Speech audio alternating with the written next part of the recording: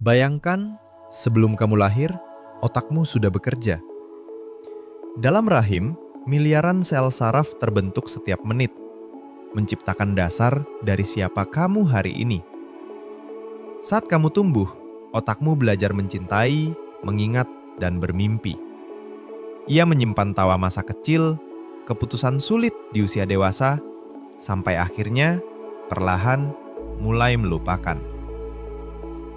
Inilah perjalanan otak manusia, mesin luar biasa yang tumbuh, berubah, dan perlahan padam. Sebuah kisah yang tidak hanya tentang sains, tapi juga tentang kehidupan itu sendiri. Semua dimulai dari satu hal kecil, sekelompok sel mungil di rahim seorang ibu.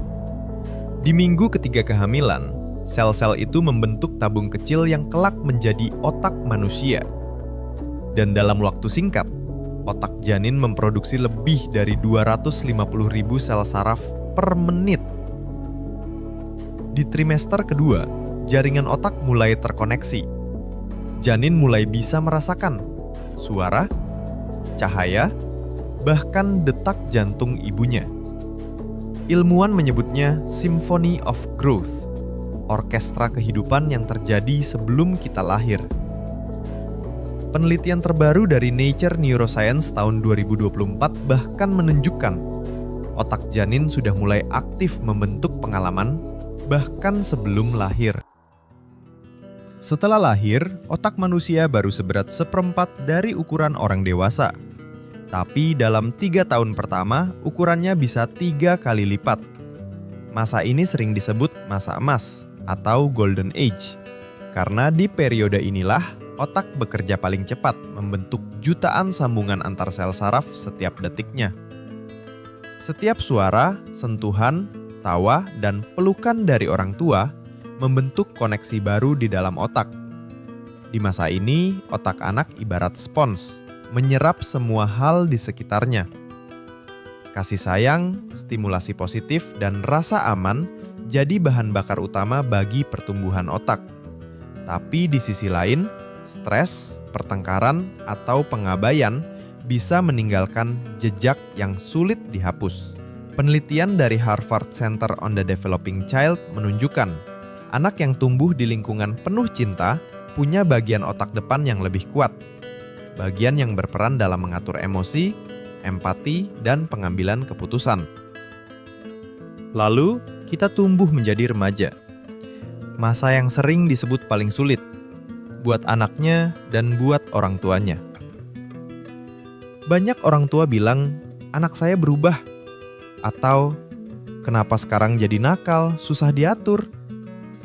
Bahkan muncul istilah kenakalan remaja. Tapi sebenarnya, yang sedang terjadi bukan semata-mata nakal.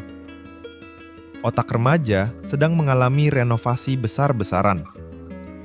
Bagian yang mengatur emosi atau amigdala berkembang lebih cepat.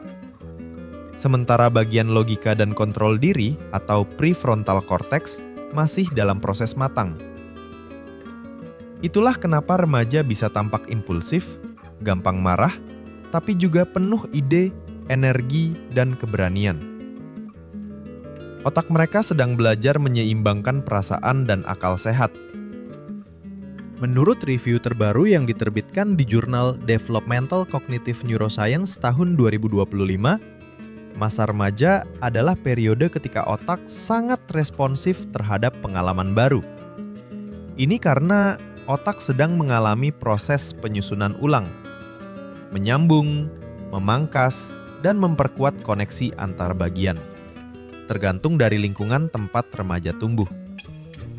Artinya, masa ini bukan masa nakal, tapi masa di mana potensi belajar dan berkembang lagi luar biasa besarnya. Di usia 25-40 tahun, otak kita berada dalam masa paling stabil dan efisien. Jalur-jalur di otak yang jarang digunakan mulai diputus, sementara yang sering dipakai diperkuat. Akibatnya, kita jadi lebih fokus, cepat, dan bijak dalam mengambil keputusan. Tapi di sisi lain, kemampuan untuk menyerap hal baru mulai sedikit menurun. Kita nggak belajar secepat dulu. tapi kita jadi lebih pintar membaca situasi dan mengenali pola dari pengalaman hidup. Beberapa penelitian menunjukkan, meskipun kecepatan berpikir menurun sejak usia 30-an, kemampuan memahami orang lain, mengatur emosi, dan membuat keputusan justru makin matang. Sebuah ulasan dari National Library of Medicine, Murman 2015, menemukan kemampuan berpikir cepat dan memori jangka pendek memang mulai menurun. Tapi kemampuan yang didasarkan pada pengetahuan dan pengalaman, seperti kebijaksanaan, empati, dan pemahaman sosial justru meningkat. Studi lain dari Psychological Science dan Developmental Psychology menunjukkan bahwa kepribadian manusia menjadi semakin stabil seiring usia.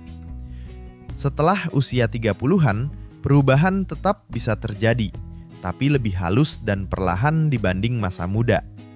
Jadi bisa dibilang, di usia dewasa, otak kita mungkin tidak secepat dulu, tapi ia bekerja lebih tenang dan jauh lebih bijaksana. Setelah usia 40, otak kita mulai perlahan menyusut, sekitar 5% tiap 10 tahun. Tapi itu bukan berarti kita kehilangan semuanya. Banyak hal tetap ada, cuma tersimpan lebih dalam. Otak orang tua mungkin bekerja lebih lambat, tapi juga lebih kaya dengan makna dan kenangan. Peneliti menemukan, hal-hal sederhana seperti membaca, mendengarkan musik, atau sering ngobrol dengan orang lain bisa membantu menjaga otak tetap aktif dan memperlambat proses penuaan. Bahkan di usia lanjut, otak masih bisa belajar dan menyesuaikan diri. Meski tidak secepat dulu, dengan terus dipakai, otak tetap bisa tumbuh, meskipun usia terus berjalan. Menjelang akhir hidup, aktivitas otak perlahan melambat. Tapi beberapa detik sebelum kematian, ilmuwan menemukan lonjakan gelombang otak, mirip dengan saat kita bermimpi atau mengenang masa lalu, seolah otak sedang memutar kembali kisah hidupnya. Dari cahaya pertama di rahim, hingga cahaya terakhir di dunia. Otak menulis kisah kehidupan, lalu perlahan diam. Tapi jejaknya tak benar-benar hilang. Ia tetap hidup di ingatan, di tawa, dan di hati orang-orang yang pernah kita sentuh. Karena pada akhirnya, otak bukan cuma organ yang berpikir.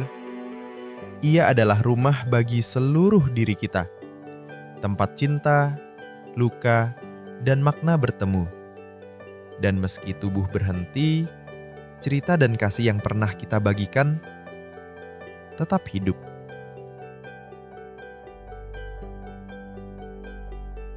Dukung terus Keepotainment dengan subscribe dan share, biar lebih banyak orang bisa mengenal diri lewat cerita seperti ini.